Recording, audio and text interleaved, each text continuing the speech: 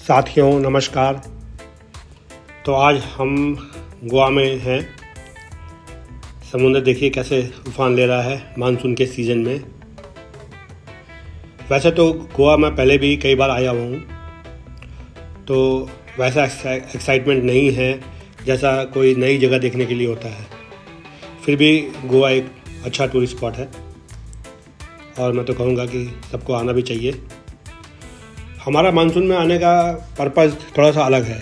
लोग गोवा में आते हैं बीचेस देखने के लिए, हम आए यहाँ पे नेचुरल ब्यूटी देखने के लिए।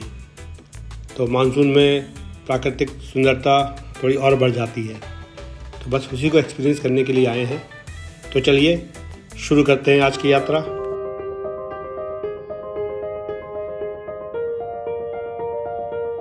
तो हमारी एंट्री गोवा में हो गई थी। ये देखिए एक सस्पेंशन ब्रिज है गोवा में एंट्री के टाइम में। तो हमारे पास काफ़ी टाइम था, तो हमने मौसम शानदार था, ओवरकास्ट था, धूप तो थी नहीं ज़्यादा, बीच बीच में बारिश की फुहारें भी आ रही थी। खैर इस समय हमारा मौसम सूखा हुआ था, तो हमारे पास टाइम अभी काफ़ी था क्योंकि अभी लंच का टाइम भी नहीं हुआ था। तो हमने सोचा सबसे पहले हम देख लेते हैं यहाँ का फोर्ट अगोडा और एक लाइट हाउस जो उसके बगल में है। तो ये है फोर्ट अगोडा गोवा में स्थित एक महत्वपूर्ण और ऐतिहासिक पुर्तगाली किला है। पुर्तगालियों ने इसे बनवाया था। इस किले का निर्माण 1609 से 1612 के बीच में हुआ था। इसका मेन जो पर्पज़ था, जो इसका मेन उद्देश्य था, वो डच और मराठा साम्राज्यों के बढ़ते खतरों से पुर्तगालियों को अपनी रक्षा करना था। किले की जो लोकेशन है वो मांडोवी नदी और अरब सागर के संगम पर इसे बनाया गया है, जिससे पुर्तगालियों को सारे जल मार्ग और उसके आसपास के क्षेत्रों पर पूरा का पूरा कंट्रोल मिल गया।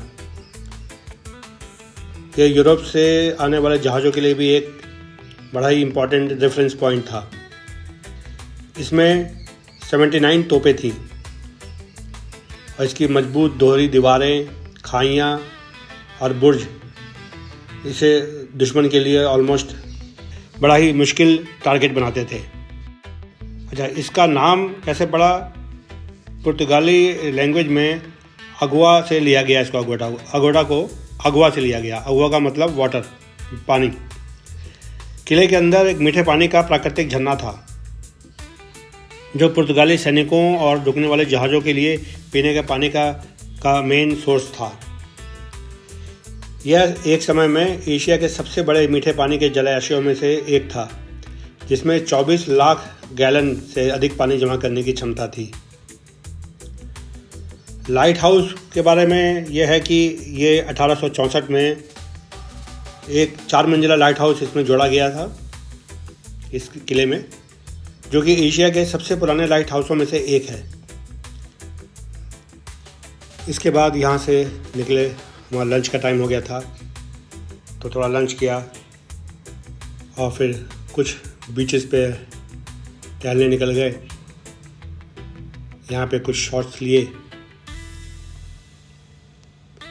तो हम गए, थोड़ी देर में हम गए बागा बीच पे, और यहाँ पे पता चला कि इस बीच की खूबसूरती शाम को और ज़्यादा अच्छी होती है।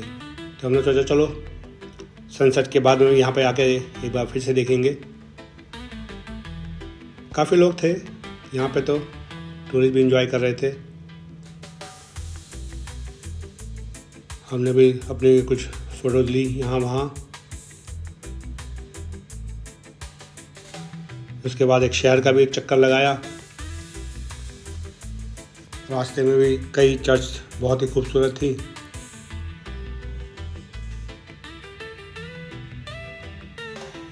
तो कुछ खास चर्च की और बिल्डिंग्स की फ़ोटो लेते हुए हम आगे बढ़ रहे थे।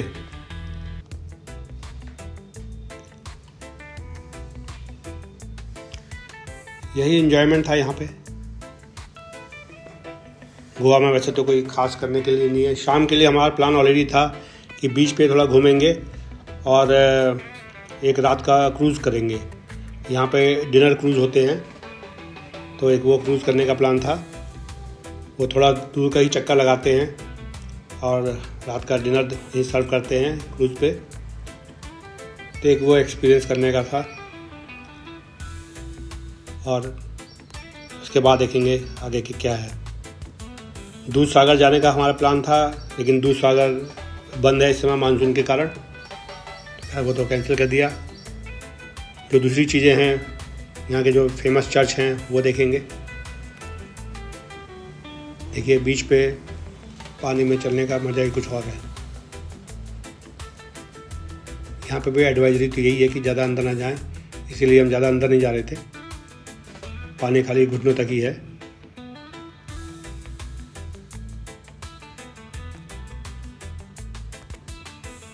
फोटोज हैं कुछ, जहाँ जहाँ हमें मौका मिला था हम हर जगह फ़ोटो लेते जा रहे थे।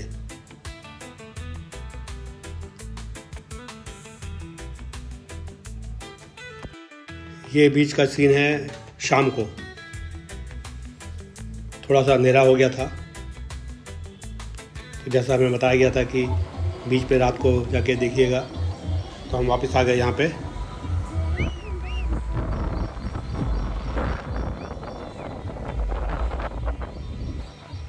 ये देखिए ऊपर का फोर्ट का सीन था वो। तो बागा बीच पर हैं।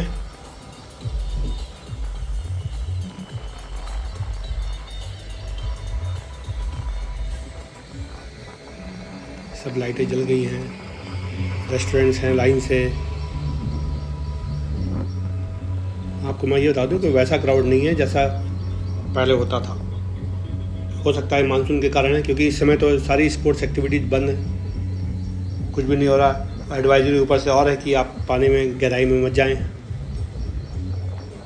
तो इसके कारण भी हो सकता है काफ़ी टूरिस्ट इस समय नहीं आते हैं। ये तो इस समय तो मेरे ख्याल से वही लोग आए हैं जिनको मानसून के सीज़न में एंजॉय करना हो।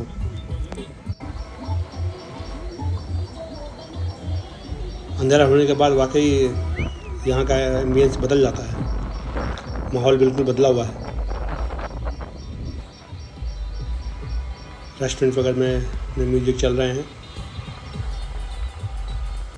उसके बाद हम चले गए फिर अपना ये क्रूज़ करने के लिए। क्रूज़ का टिकट 1000 रुपीज़ पर पर्सन था। शायद इस समय ऑफ सीजन है इसलिए यह है 1000 रुपीज़।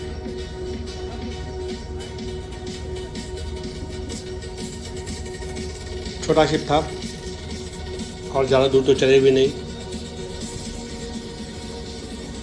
यह है कि इन्होंने 3 घंटे टाइम ऐसे ही पास कर दिया।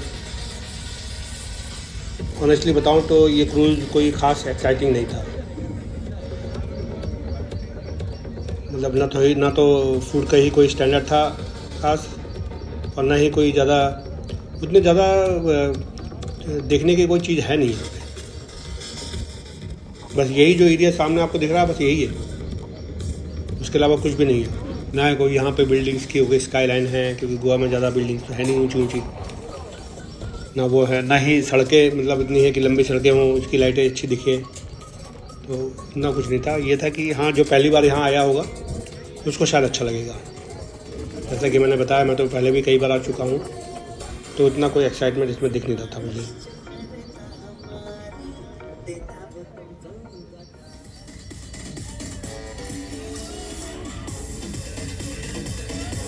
ये बस वहीं पे शिप थोड़ी दूर जाकर के खड़ा हो गया। यही सब शिप थे, ये सब इसमें से कई तो इसमें कैसीनो है।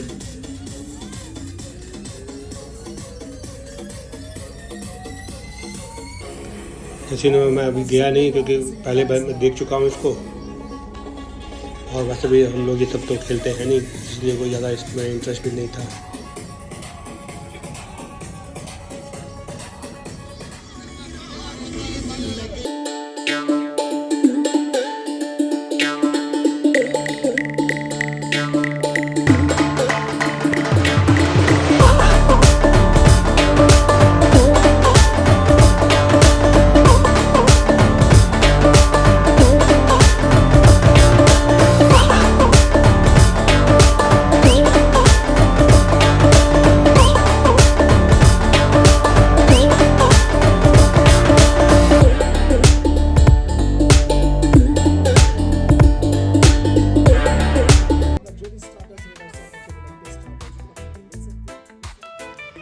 तो दोस्तों ये था हमारा गोवा का टूर।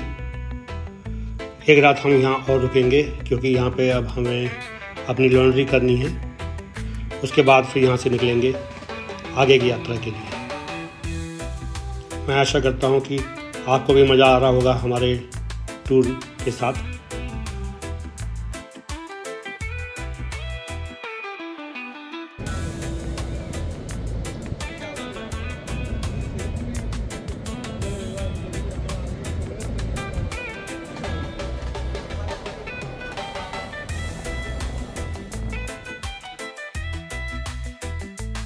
यहाँ पे हमने अपार्टमेंट लिया था अपना रुकने के लिए। तो ये 2 रूम सेट था। देखिए ये है अपार्टमेंट अंदर से। ये लिविंग रूम था पहले। ये किचन है, लॉन्ड्री मशीन वगैरह सब लगी हुई है यहाँ पे। वैसे तो हमने किचन का कोई यूज़ किया ही नहीं क्योंकि खाना वगैरह तो सब बाहर ही खा रहे थे।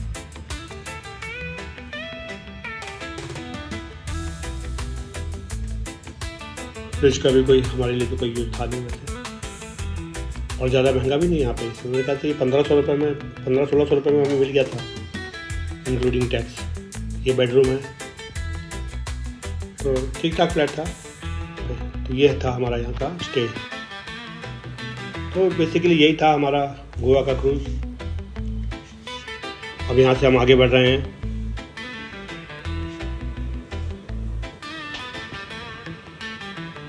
समुद्र देखिए, आपको ज़्यादातर बीचेस खाली खाली दिखाई पड़ेंगे। तो वैसे काफ़ी भीड़ रहती है। तो इस वीडियो को यहीं समाप्त करते हैं। कल फिर एक नए वीडियो के साथ मिलेंगे। तब तक के लिए नमस्कार।